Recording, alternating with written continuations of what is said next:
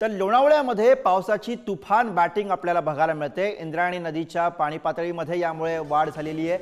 कारला मळवली परिसरामधील अनेक रस्ते या पावसामुळे पाण्याखाली गेलेले आहेत। नदीकाठच्या घरांमध्ये पाणी शिरल्यामुळे अर्थातच त्या ठिकाणी घरांचं नुकसान झालेलं आहे। लोणावळ्यामध्ये सुद्धा मुसळधार पाऊस सुरू आहे। कारला मळवली परिसरामधील ही दृश्य आपण बघतोय। नदीकाठच्या घरांमध्ये पाणी शिरलेलं आहे आणि त्यामुळे घरांमधलं नुकसान झालेलं आहे। आणि लोणावळ्यामधल्या पावसाची अगदी ताजी अपडेट आपण घेऊया। प्रतिनिधी सागर शिंदे थेट लोणावळ्यामधनं आपल्या सोबत आहेत।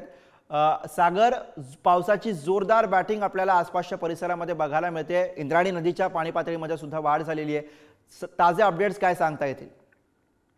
नक्कीच गुरु, या ठिकाणी मोठ्या प्रमाणात कालपासून पाऊस होतोय। लोणावळ्यामध्ये गेल्या 24 तासामध्ये त्या ठिकाणी 370 mm असा पाऊस मोजण्यात आलेला आहे। आपण जर या ठिकाणी पाहिलं, लोणावळ्यातून उगम पावणारे हा इंद्रायणी नदीचं रौद्र रूप आपल्याला पाहायला मिळतंय।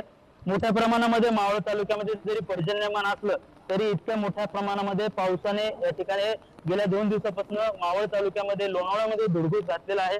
खरं तर मोठ्या प्रमाणामध्ये पाऊस या ठिकाणी आलेला असून अनेक बंगले घर असतील त्या ठिकाणी पाणी गेलेलं आहे। कालच आपण पाहिलं की अनेक पर्यटकांना बंगल्यांमधून रेस्क्यू देखील करण्यात आलं। याचं कारण एकच की अनेक असे बंगले पाण्याखाली गेलेले आहेत, रस्ते पाण्याखाली गेलेले आहेत आणि मावळ तालुक्यातील तळेगाव असेल, लोणावळा असेल, कारला मळवली परिसर असेल, या ठिकाणचं जनजीवन देखील विस्कळीत झालेलं आपल्याला पाहायला मिळतंय।